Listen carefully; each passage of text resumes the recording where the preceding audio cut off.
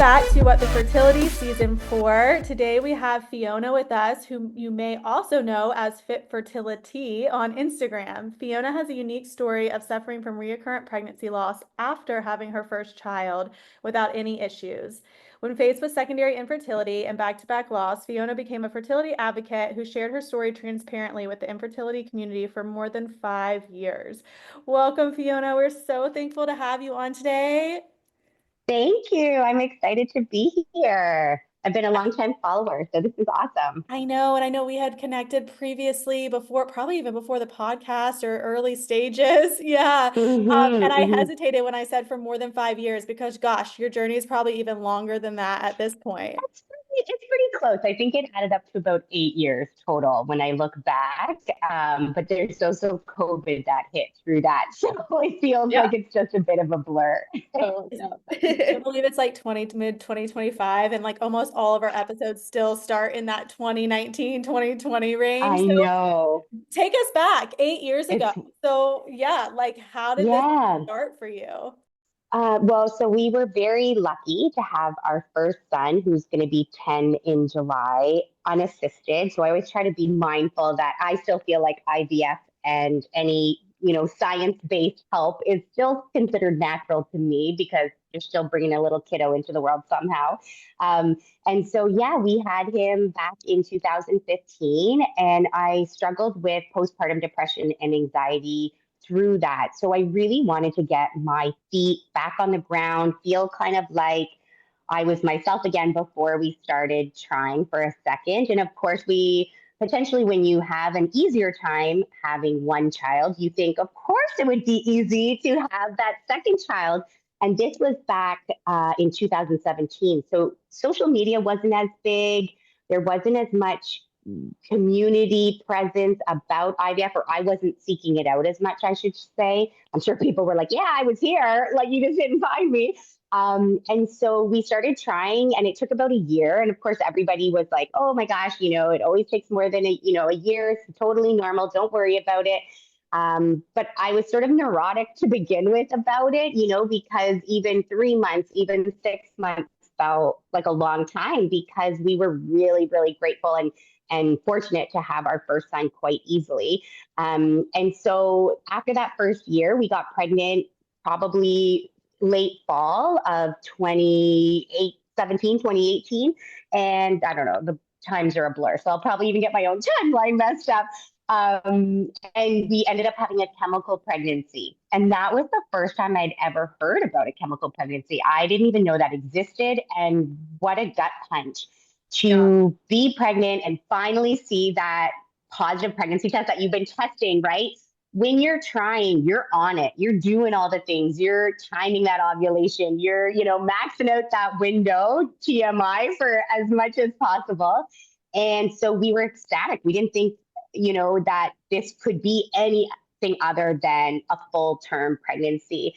And so a week later, I started bleeding heavily. And of course, all of the poly positives, I like to call them, came out and were like, don't worry, that's just implantation bleeding, or, oh, it's just your baby nestling in. And your body, and I was like, I'm pretty sure. And I took another test that week. And of course, it was like stark white. And I was like, what the heck? How did this even happen? And that's when I started kind of chattering a little bit about it. And we were really fortunate. We got pregnant again shortly after, and everything looked good. At that point, we were still being seen by my GP or my family doctor. So there wasn't as much workup for that type of pregnancy, right? You're not getting those early beta, blood work. You're not getting the early scans. You're just going along thinking that everything is okay. So I went into my 8-week ultrasound, and I remember vividly it was a Friday, and the tech, obviously, as normal as they often are very silent. And she didn't really say anything. And then she said, "You're going to have to follow up with your family doctor. There's no doctor here today." And I was like, that's not, I Yeah. think, that normal, I'd had a couple of friends in real life who had loss. And so I kind of knew that those types of conversations, I'd started seeing things on social media about that, I'm sorry, there's no heartbeat kind of conversation. So I immediately got in the car. I was supposed to go to work. I got in the car and I called my husband and I was like, I don't think this is right. And he was like, no, don't worry about it. Like, I'm sure they just needed to look at something. just wait and, have your GP call you. And so the secretary called me and she said, yeah, your pregnancy didn't pass further than 6 weeks. And at that point, it had been 8 weeks and I had no signs. And so that was then a new idea of missed miscarriages or missed loss, which I didn't even realize again was a thing. So here, I'm already being kind of slapped in the face with it's getting to be a little bit harder to try to have this, second kiddo. I've had this random chemical pregnancy that nobody really talks about. And now I'm being faced with sort of another odd situation where my body just could not kind of release that pregnancy. All of my blood work was, perfectly doubling. And so I ended up having to do a DNC only because my blood type is O negative. So you've got to get those shots for, and so it makes it more complicated. You can't necessarily pass that pregnancy without help because they don't want that blood crossing, right? And so I love that you brought that up just really quick because I don't think we've talked about it a little bit. I think Amanda and I have talked about it. O negative. I'm like so curious about this though, because no one, I mean, I had to take the pill though. I didn't do a DNC. Right.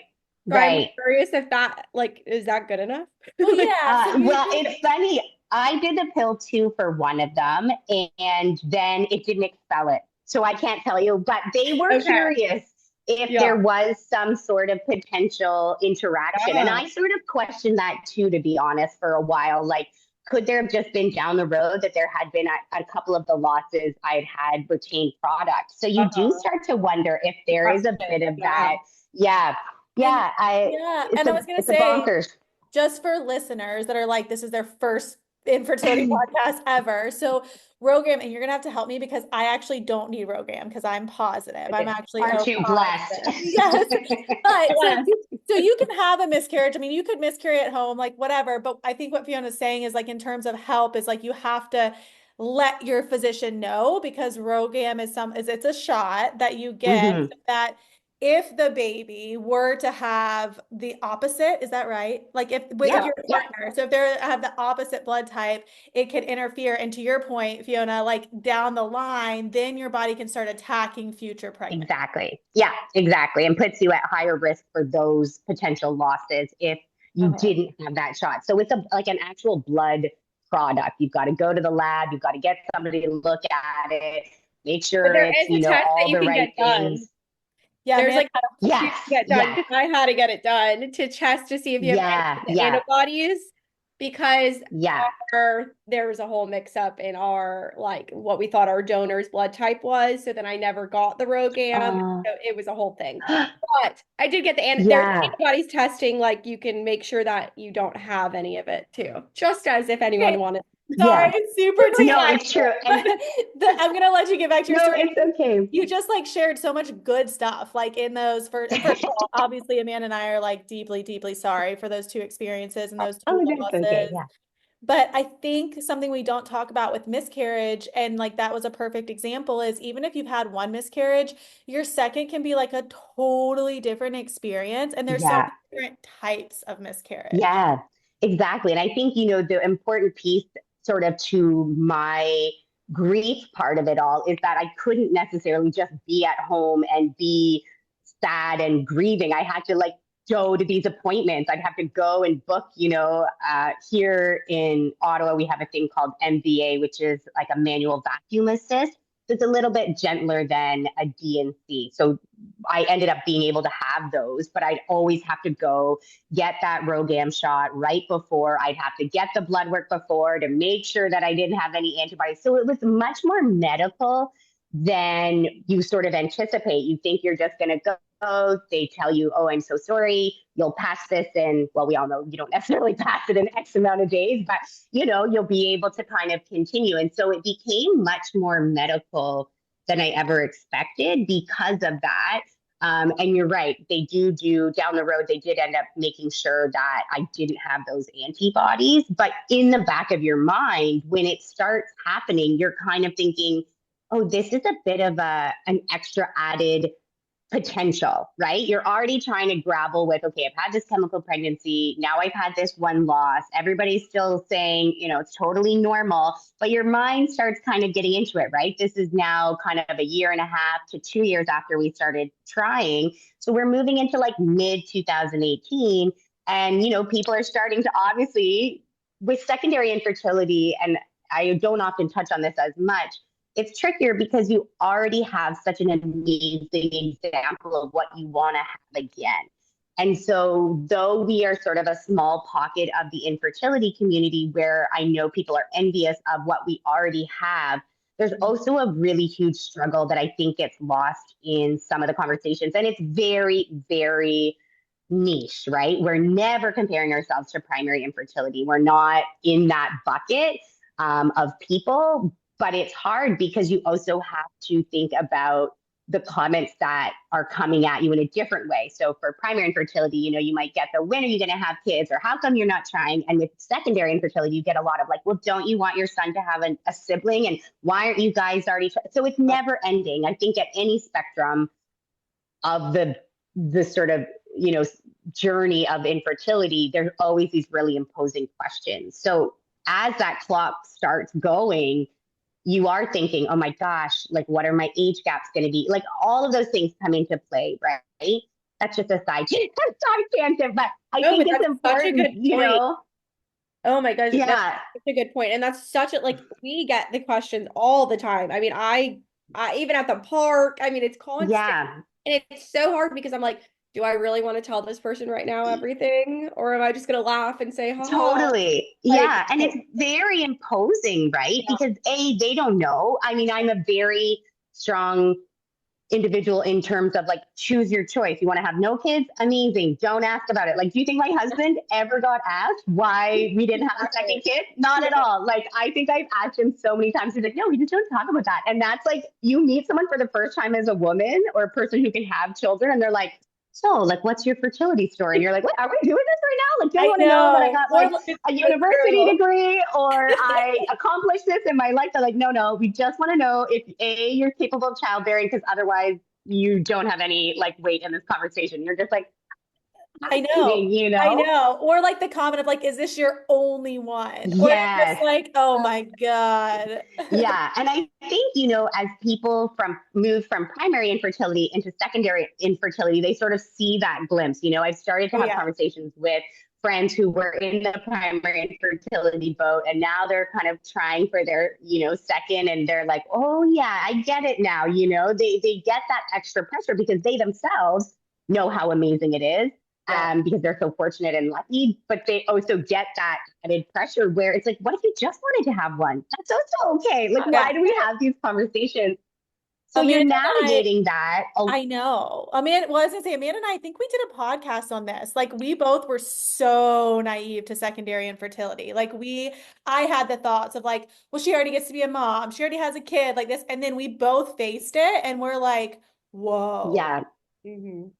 Yeah. And it's that added self-judgment and guilt, right? Because you obviously are trying and nobody knows your backstory. So you're obviously wanting to prove to yourself and to others, like, yeah, I do want to, expand my family if that's what you're wanting to choose. And you're like, you just don't know. So kind of to your points, like sometimes if I was really in a mood, I'd be like, well, let me tell you. Yeah, and then sometimes I'd just be like, and like awkwardly laugh it off and then want to like beat my head over, like, oh my God, this is ridiculous, So true. Yeah. It's so true. I'm sorry, we fully derailed. So you're fine. You're fine. This is what happens, right? Because if you connect, then you start to be like, shoot, you understand it, right? And it's just the natural way that I think people in the community understand each other at some point, But yeah, I mean, the story goes on and on. I ended up having 2 more losses.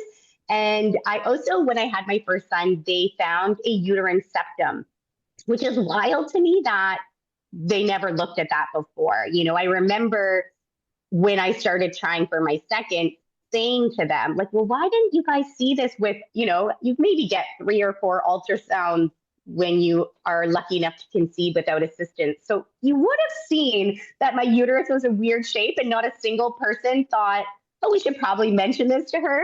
So that kind of came up as a possibility. After my second loss, which ended the same way. So all my losses ended the same way. My betas were great. I had great, increments in terms of doubling and symptoms. And then I would get to the ultrasound at about 8 or 9 weeks, and the pregnancy would just not have progressed. And I had no physical symptoms of it.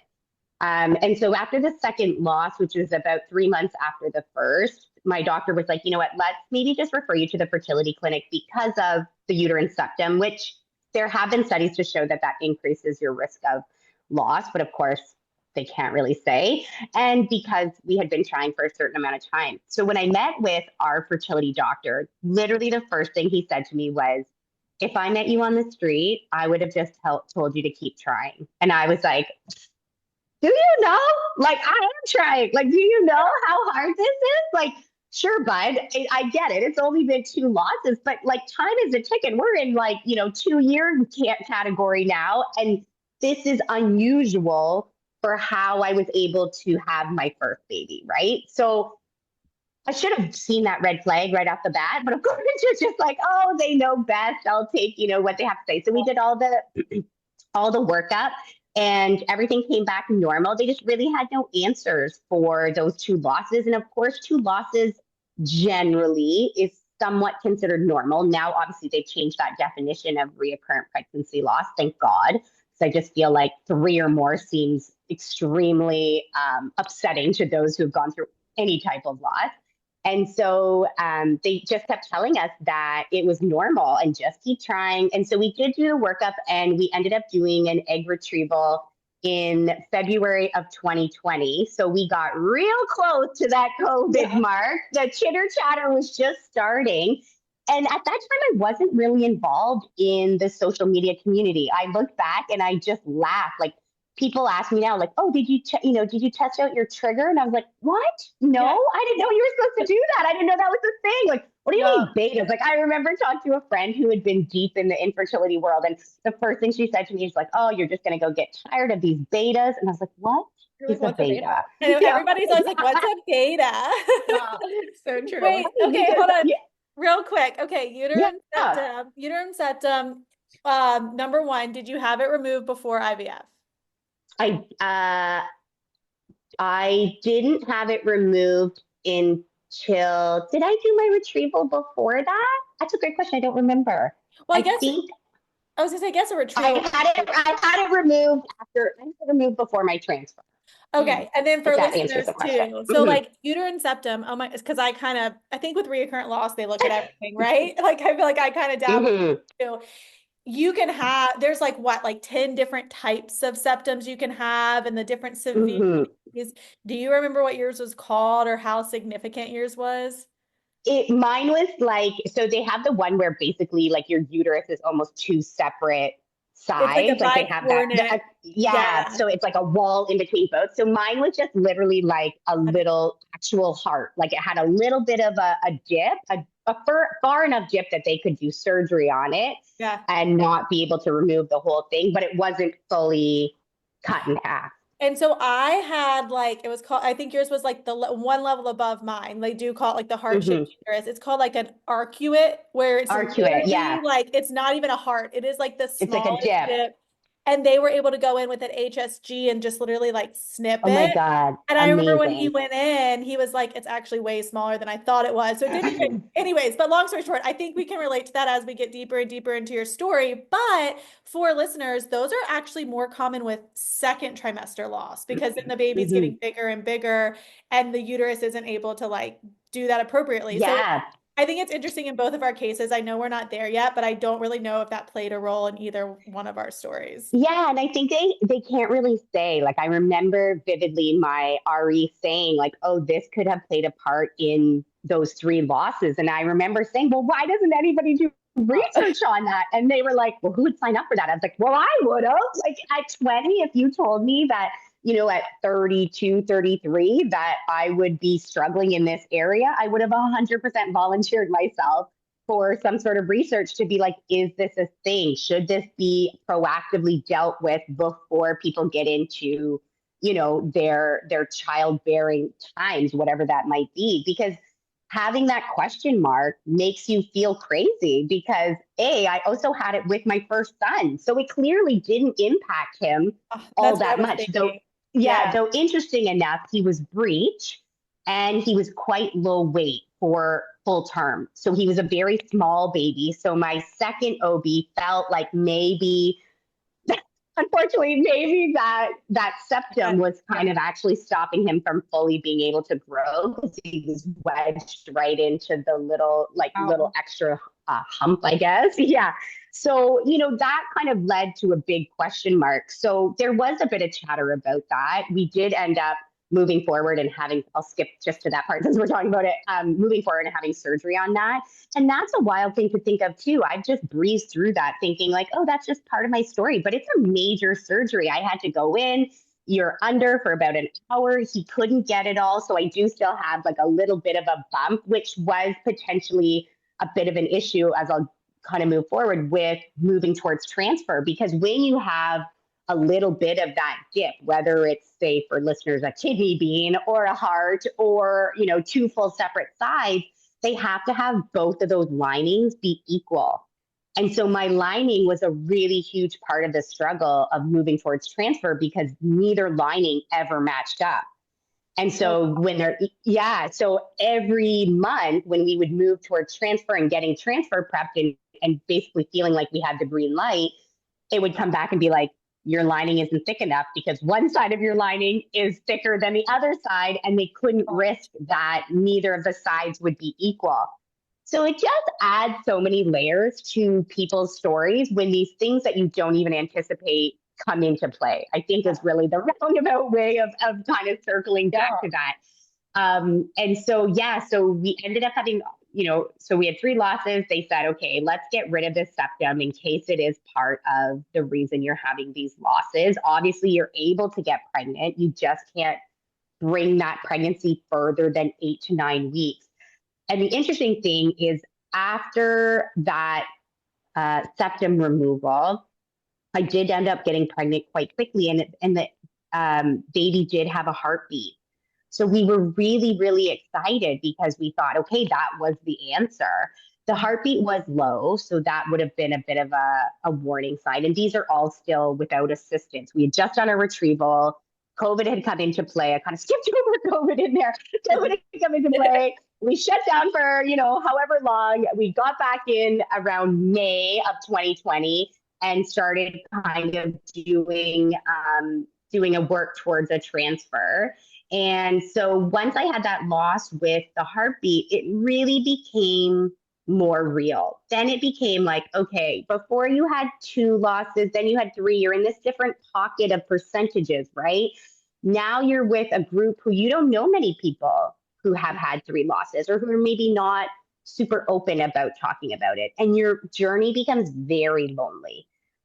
So at that point, the community started to build around me. I randomly posted about having a Peloton bike, right? Everything was shut down in COVID. And I put up a picture that we got a Peloton bike, and somebody from the community, I couldn't even tell you who it is now, it was so long ago, responded and was like, oh my God, we have like an infertile Peloton group. And I was like, what?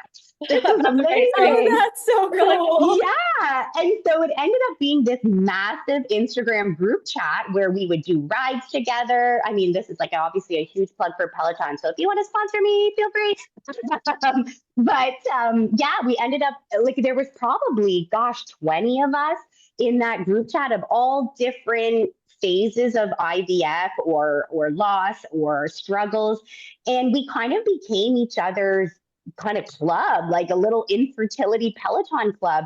And through that group, I just expanded my community. Not a lot of people in my real life had these struggles. I didn't really know anybody with secondary infertility. And so they really became like my lighthouse. Even if our stories weren't the same, we could, get on and complain about, oh my God, the waiting room music is terrible. Like, why do they play this waiting room music? Or like, oh my God, that saline sonogram was awful. People just got what you were going through. And so that became essentially my source of information. So I started to ask around about, should I be, at that point, I still wasn't really taking any meds. I'd maybe seen a naturopath. So, you're taking a bit of supplements, but I wasn't really aware of all the things, the diet and the, acupuncture and all of the things. So I really got a lot of information from that group. And that became sort of my source of comfort and community. I hate to repeat that word over and over, but that's what it is, right? We all know it. And so I started to ask questions, and my RE was very old school in his thought and didn't want to push for further testing, didn't want to, it would be as simple as like somebody had said, hey, you should try, and this is not medical advice, I'm not telling you to do this, but being a nurse in my background, I felt safe making some of these decisions on my own. And someone said, hey, you should probably be on baby aspirin. I was like, oh, that's easy. You can get that over the counter. I'll do that. I'm not saying to do that. I just did it myself. Yeah. FYI. You're going to be like, bleep all this out, bleep all this out. And so I put myself on baby aspirin, and I mentioned it when I was in a conversation with my RE, and he was like, oh my God, that could do so much damage to the baby. How dare you? And I was like, oh my God, okay. So I immediately stopped and felt all guilty as heck. I was like, okay, what about progesterone? Should I be on more progesterone? And they were like, no, you don't need it. And so at that point, I'd had 4 losses, sorry, I've lost count. And I really wasn't feeling like I was getting a lot of headway with my clinic. And so at that point, I just couldn't face kind of going in there anymore. It was wrapped in so much trauma. All of the ultrasounds that I had with those losses, other than the first one, were in that clinic. I didn't feel that I was getting the care that I needed. Fast forward, this is now probably 4 to 4.5 years in. You know your body at this point. You know how to listen to your body and what it's telling you. And I have this deep, deep gut feeling that obviously something in my body was not allowing that pregnancy to move forward. And this is also trying to maintain a social life, have, a working career in nursing, also caring for be a mom as my child is basically growing up, and I could not even tell you how in touch I was with watching him grow up, because I became so obsessed with trying to fix this, whatever it was. And so you lose all that time. And I just thought, I can't lose any more time. And so I had chatted with a couple of friends who had moved clinic. And unfortunately, where we are, even though we are a big population, we only really had one clinic. And luckily, one of the clinics from Toronto, which is about 5 hours from us, had started to do satellite testing in Ottawa. And I had a friend who had gone to their regular clinic, and I thought, you know what, I'm just going to take a chance. And so we ended up moving there. At that point, I had done my retrieval, and we PGT tested. So we did the genetic testing for them, just because with recurrent pregnancy loss, they often suggest that. Whether or not that is a decision you feel like you need to make, we felt for us that was something that was important. I just wanted to rule out all possibilities. Yeah. As you can imagine, each loss, we touched on it earlier, each loss I grieved so differently. Some I bounced back really quickly. Some I remember, it was about 3 months out, and I remember my son laughing in the car, and I sort of laughed wholeheartedly back. And I was like, whoa, this is the first time I think I've really felt myself. And I didn't even realize that I was sort of under this fog cloud of grief. Like I never let myself really grieve, because you just kept moving forward. I would show up to work. I would show up to, all my kids' activities, because you just had to. You had to be so available for the other things in your life. I didn't feel like I could sit and wallow. Some of them I did, and I absolutely honored that. And some of them I was like, no, get back up, say yes, get social. Because I really think, especially with loss and infertility, the journey will swallow you whole. It will get you so deep into it that you don't even recognize yourself. And I think we can all agree that at parts of times we were somebody that we don't recognize. I'm still someone different now than who Fiona was before infertility, good or bad, right? Whether that's good or bad. So I made the decision to move my embryos because I had talked to a couple of people who had done that, and they were like, this was the best thing I did, you know? And so we did end up getting two, this conversation is like very in No, terms of it's my story, perfect. It's but perfect. I was like, all okay, over the place. so your 4 losses, at that point, you had not transferred any of your embryos. No, Okay. no, because it was deep into COVID. We were just kind of coming out of all of the really tight restrictions with COVID. And so we transferred our embryos to a different clinic. We moved our embryos to a different clinic, sort of, I would say, late 2020. So all of my losses kind of happened between 2017, 20, 2021, kind of late into 2020.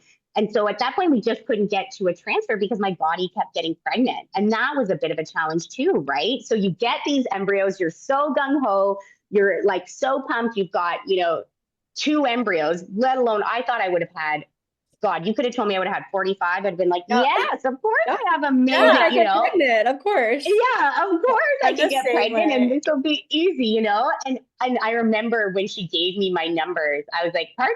She's like, oh, you didn't know that like they dropped down so drastically? And I was like, no, I wish somebody had told me that. I would have not been celebrating my 13 eggs I retrieved, you know? And I could hear people beside me getting like 25 and 30. And I was like, woo, 12, 13, amazing. And then she's like, well, you have 2.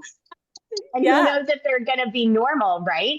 And so that also became part of the puzzle. Like, what was so lucky about our first pregnancy that he was able to come full term, and yet there are all these kind of barriers now into having this second child.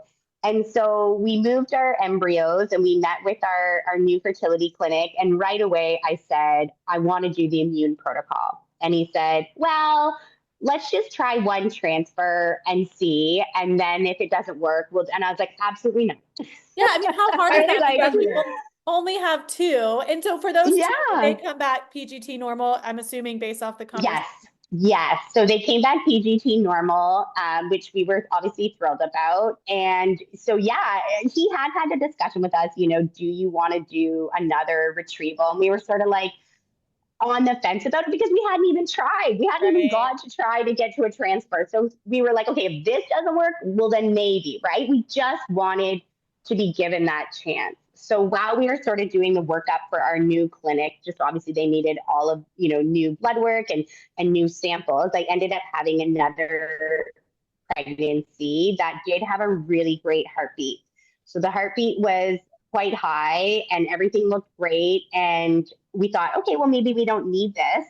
And again, literally, I went in for an ultrasound at 6 weeks because we were still with our clinic at that point. So they were like, we'll get you in at 6 weeks and then we'll refer you right out to an OB because this is all looking good. You'll start getting your ultrasounds there. And I went for my 6-week ultrasound. It had a great heartbeat and they're like, come back at 8 weeks and we'll just do another one and we'll refer you out. And so when we came back for our 8-week ultrasound, the baby had stopped developing a day after our 6-week ultrasound. Wow. And I remember being gutted. Like I was just there. And you have no idea because my body never gave me any warning sign. No. And so that layer of it all, when I can't speak to having a loss where you have the physical symptoms, but to me, being able to grieve emotionally and physically at the same time, then you can just move on, right? Instead, I would have, 2 or 3 weeks of this emotional grief and then have to go and get a DNC and then have to get my Winrow and then have the physical component of it. So your losses, as I think most people who have been through loss know, those losses, that grief really lasts either forever, obviously, but that immediate acute grief lasts so much longer when you're not able to do them at the same time. Yeah, I was gonna say you've made so many good points that I want to touch on. Like I think like I don't want to miss them. So one of my like really, really close friends, they've been doing IUI, they just started the IVF process and she got pregnant naturally, to your point, after years of trying, right? Like right after they've signed the IVF papers. And I think they you see that a lot in the community where it's like, oh, yes, that's amazing. Well, she ended up having a miscarriage, to your point. And like, well, now we're talking about that whole experience. She's like, I didn't even like think, number one, now how delayed I am in my situation. Yeah. And I know Amanda can relate to that. I see her shaking her head of like, it's a blessing and a curse because now you've like made this huge emotional commitment to do IVF, which is hard for so many people to do that. Then you accidentally get pregnant or spontaneously get pregnant and you're so excited. And then you have no idea that the miscarriage is not like a weak situation, to your point. Like it is.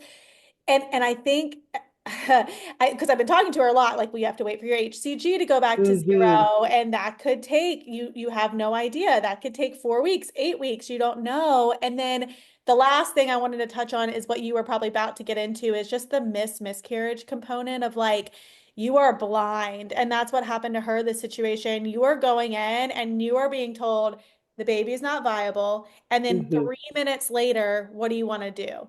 And then to your point, I mean, sometimes I know like my sister-in-law, she tried to wait and miscarry naturally.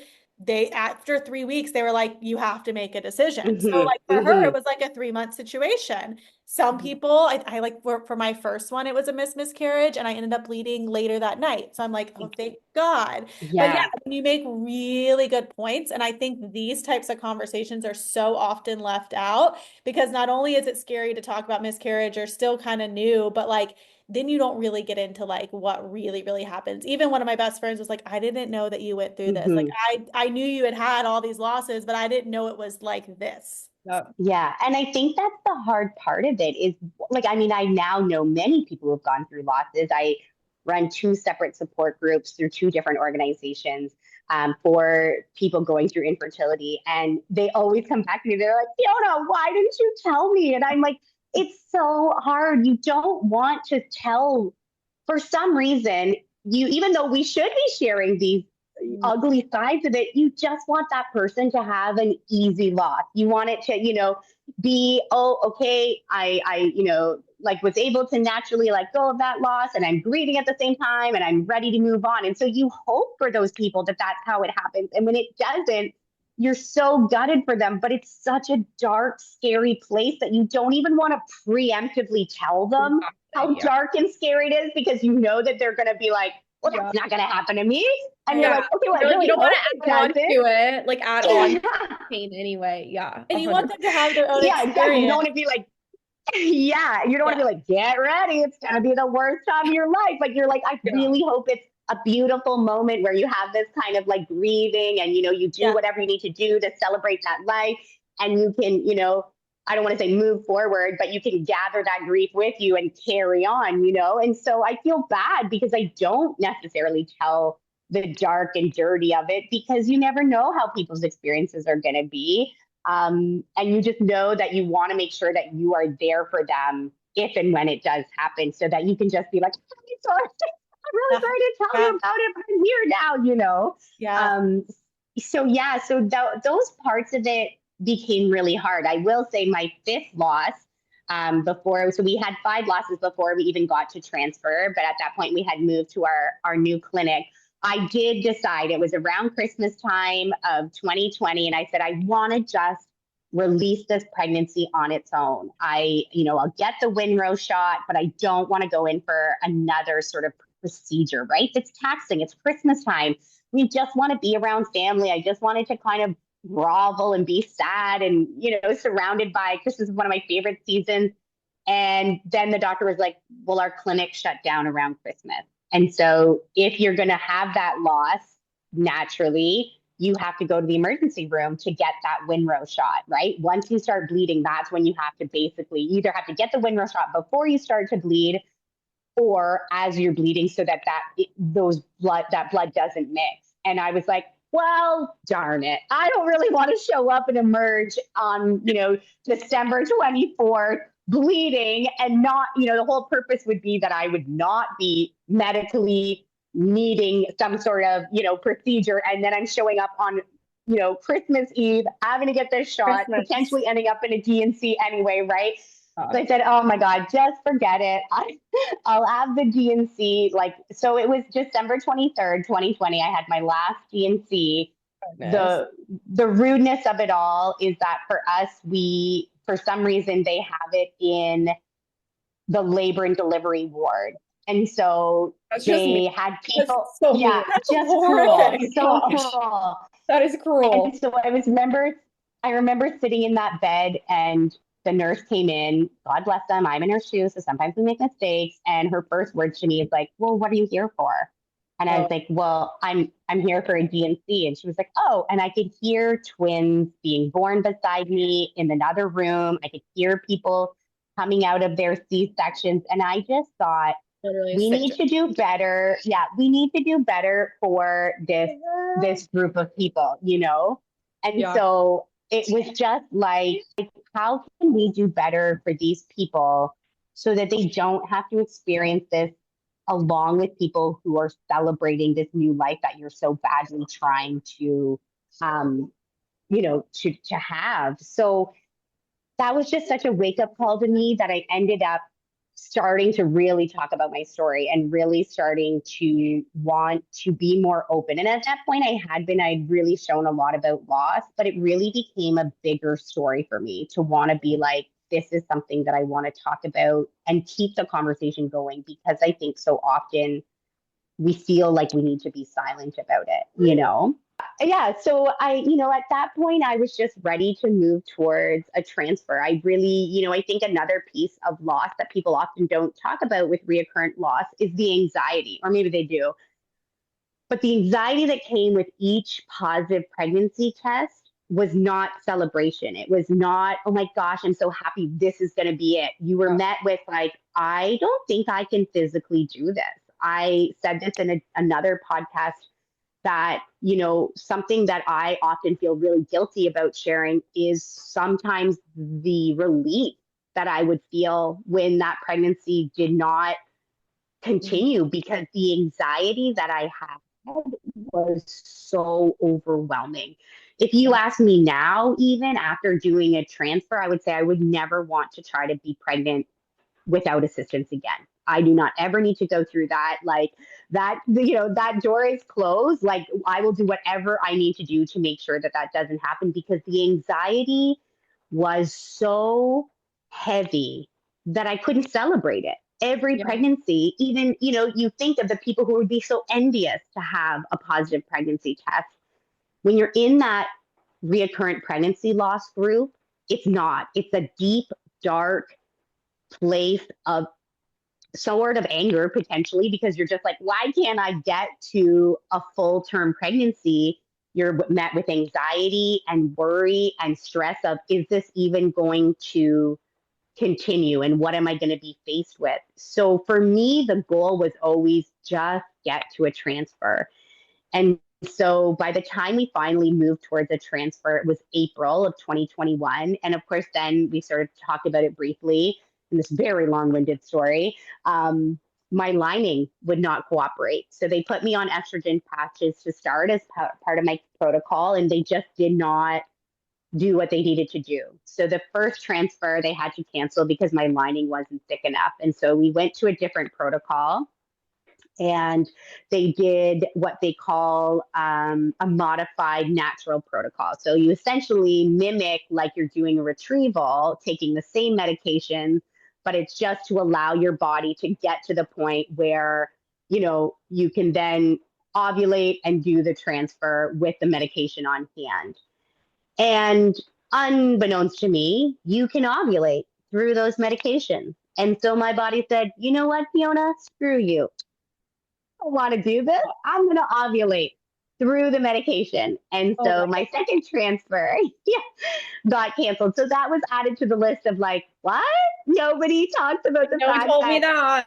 No one told me that, And so that was like a gut punch, because all we wanted to do was get to this transfer, right? We had just potentially survived COVID, right? We're happy that COVID is kind of moving on its way out in terms of the intensity of it. And so finally so that was April and May. And by the time we finally got to our third chance to transfer, it was September, because my lining just would not cooperate because of that sort of septum issue. And so finally in September, my doctor said, you know what?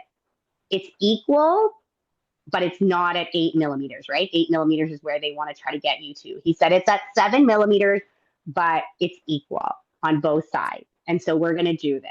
And it was like I had won $10 million in the lottery. Oh. I was like, holy moly, we got here. And I think people who kind of had been with me that whole time were like, holy moly, you know, like it's not normal to take that long to have to get to a transfer, but it was also not normal that we had COVID disrupt our lives for so long. So we were really lucky. We did our transfer in September. Of course, I just wrap it up in a nice like bow at the very end. And our transfer was successful, adding that immune protocol, because I said to our doctor, I said, I don't want to take a risk of not having this transfer work. I only have 2 embryos. I feel deep in my soul that my body is somehow rejecting that. And now I know that, you know, the immune protocol is much more common practice than it was back then. It wasn't something, you know, that people really talked about, for us at least here. And so, you know, the funny thing is I look back and of course, what did they start me on? Baby aspirin. And I was like, see, I told you baby aspirin was going to be part of this. You know, I was like, if only I just stayed on that baby aspirin. I'm totally joking. Who knows? But I was like, oh, it's funny how it comes around that now, you know, part of my actual medical protocol is baby aspirin, when you originally told me, you know, this wasn't going to be the thing that I needed. So we were very, very lucky that our transfer worked. I know that's not common for a lot of people. The pregnancy was wrought with anxiety and numbness. I think that's also a huge conversation that we don't often talk about, is pregnancy after loss. And I basically anxietied my way through that pregnancy. I didn't talk about it. I didn't tell anybody until about 24 weeks, because I just was so worried that this was going to jinx it all, right? You become so superstitious with all the things. And I remember just telling people, and they were so excited, and they were like, why are you not more excited? And I said, I honestly feel like I'm having an out of body experience. Like this is happening to my friend Fiona, and I'm excited for her, but I have to almost detach myself from it or I won't survive it. And so it wasn't a perfect pregnancy. I think people can lean into it however they want. And I'm so thrilled when people can really enjoy it. But it was a really tough emotional pregnancy for me. And we were really grateful to have our son born in June of 2022. But it leaves that, you know, question of now we still have 1 embryo. That's a whole nother question that we don't often touch on. What do you do with those embryos? Are you wanting to do that again? Do you want to take that risk, right? So it ends up leaving a happy question mark after a long, very drawn out story. Sure. I mean, it's just such a testament that we're 3 years, almost 3 years past your son being born, and you're like still active on your Instagram. You're literally on this podcast today on a Saturday morning. Like it is so impactful. And I hear what you're saying. Like for us, we only had the 1 embryo, and I always am like, and in Amanda's situation, I know when she was trying to grow her family, she had additional embryos, and I'm like, I almost feel like I almost feel better that I don't have embryos, because I don't know if I could have made that choice to try again. Of like, exactly. I feel like it's not really, there's just so much added pressure on both you guys of like, well, they're sitting there, what do we do? Yeah, and it becomes a huge moral dilemma that you never thought you'd be challenged with. I always say at the beginning of your IVF journey, you're just like, I just want to get 1. And then if you're blessed to get more than 1, you're like, well, shoot now. Do I have the financial means for this? Do I have the emotional capacity? Does our marriage have the emotional capacity? Like it becomes so much more layered that I totally agree with you. Like I would say I would have been happy in the ideal world that if I had this one embryo, it took, and then we didn't have to make that decision, right? And now you never think of this part of this conversation because you're just hopeful that you get one. And if you get more than one, you're like, well, I guess I'll pay that hefty storage fee for the rest of our lives until finally we have to make a decision. So there's so many pieces that I think are not touched on. And just to your point, that I remember sort of when I came out of sort of the postpartum era, I was like, I really want to be able to continue these conversations and continue being supportive to the community like they have been supportive to me. And so it just continued to push me to continue to share and to have people know that they could reach out in any sense of the way, whether it's primary infertility, secondary, reoccurrent pregnancy loss. Like, people have reached out who I would have never guessed were struggling. And just to be like, I even say, often you'll see people on the street and they'll kind of question, like, oh, your kids are, my kids are 6.5 years apart. And that's a whole nother story about age gap obsession that people have, and they'll kind of question, they'll say, oh, did you mean to have it that way? And I'll say, oh, no, we struggled. And then they'll share their story. And it becomes this whole extra community of people that you never realized you had a deeper understanding with, So it's a really sad group to be in, but we all know how amazing that support can be, even if your story is not the same. Yeah, I love that. That is the best way to end. So for listeners, how can they find you? Because I know you do this really cool thing on Fridays, right? Isn't it like fertility? Yes. So I do. I'm kind of taking a break because it's hard to get people to share their stories. Understandably, when you're in it, it's not as fun to share than if you're kind of out of it. But every Friday, I do a Fertility Friday, or try to do it every Friday. And it might just be highlighting personal stories or, organizations in the community, just so that people like myself who were really feeling isolated can find a story that is similar to theirs and create that connection. Even if it's just one person feeling less alone, then that's sort of my goal. So I'm not, I'm active on Instagram, but don't have a huge following, but I try my best to kind of connect people. I luckily have a lot of friends who have much larger followings, who have more expertise in lots of different areas. So I'm able to feel like I can connect people to those who have gone through it. I run 2 support groups. One of them is full. It's been a support group we've had for almost 2.5 years now, which is crazy. It's the same group of people that have stayed for those 2.5 years, and they've become such amazing supports for each other. And then I have a local support group in Ottawa through a really great organization called Oasis Fertility Network that brings people together locally in different areas of Canada. Well, right now it's just Ontario, but through Canada and eventually. And so that group runs in person once a month. So that's been amazing too. So just really trying to keep people connected is, I guess, if I was going to look at the ending of all of this, what was my goal or what was my hope? It is that I reach those people that need the support the most, and them feeling comfortable to reach out. So social media, DMs, emails, texts, whatever people need, I'm always happy to provide that support if they want it. Well, thank you so much. We will put your Instagram handle in the show notes. And we just thank you so much for everything that you're doing and for coming this morning and sharing your story.